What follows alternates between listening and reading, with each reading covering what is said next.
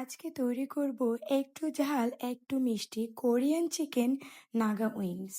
আর এখন এই Korean chicken Naga উইংসের জন্য বাইরে না গিয়ে চটজলদি এভাবে বাসাতেই তৈরি করে নিতে পারেন। সম্পূর্ণ রেসিপিটি আশা করছি আপনাদের অনেক ভালো লাগবে ইনশাল্লাহ। আর রেসিপিটি অনেক উপকারে আসবে। রেসিপিটি যাতে হারিয়ে না যায় এই জন্য টাইমলাইনে গিয়ে শেয়ার করে রাখতে পারেন। আশা করছি আমার সম্পূর্ণ রেসিপি দেখার জন্য সাথেই থাকবেন আপনারা। আচ্ছা, এখন রেসিপিটি শুরু করা যাক। এখানে আমি পাখাগুলোকে পরিষ্কার করে রেখেছিলাম। হাফ চামচ এখানে টেস্টি সল্ট, ১ টেবিল চামচ মরিচের গুঁড়া, ধনে গুঁড়া ১ টেবিল চামচ, টমেটো সস, আদা রসুন বাটা ১ টেবিল চামচ করে, আর একটা ম্যাজিক মসলা দিয়ে দিলাম এখানে, সয়া সস ১ টেবিল চামচ, আর দিয়ে দিলাম এখানে কাশ্মীরি লঙ্কা গুঁড়ো ১ টেবিল চামচ। এখন হাত দিয়ে ভালো করে সম্পূর্ণ পাখাগুলোকে মশলার সাথে আমি মিশিয়ে নিচ্ছি, ভালো করে একটু লাগিয়ে নিচ্ছি।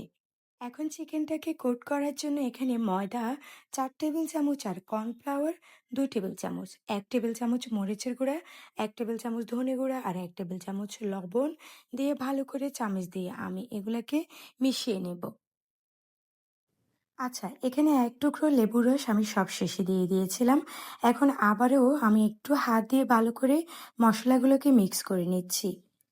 এখন যে ময়দাটাকে আমি রেডি করে রেখেছিলাম ওটার মধ্যে চিকেনটাকে দিয়ে ভালো করে কোট করে নেব। এভাবে করে সবগুলো চিকেন আমি কোট করে নিয়েছি। এখন একটা প্যানে পরিমাণ মতো তেল দিয়ে তেলটা গরম হয়ে আসলে একে একে সবগুলো চিকেন আমি এখানে দিয়ে দিয়েছি।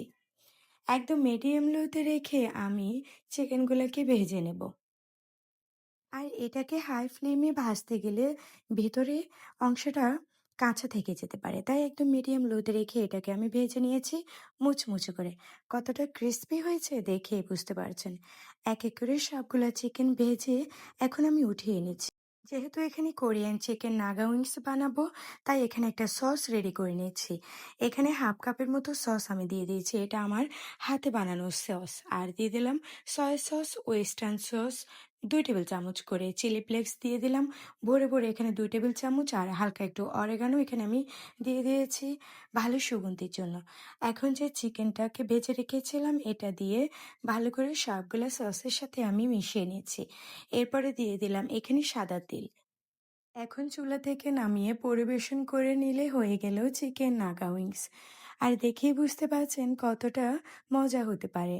একটু ঝাল একটু মিষ্টি, উপরে ক্রিসপি ভিতরে জুসি। খেতেও কিন্তু ভীষণ মজা হয়েছে।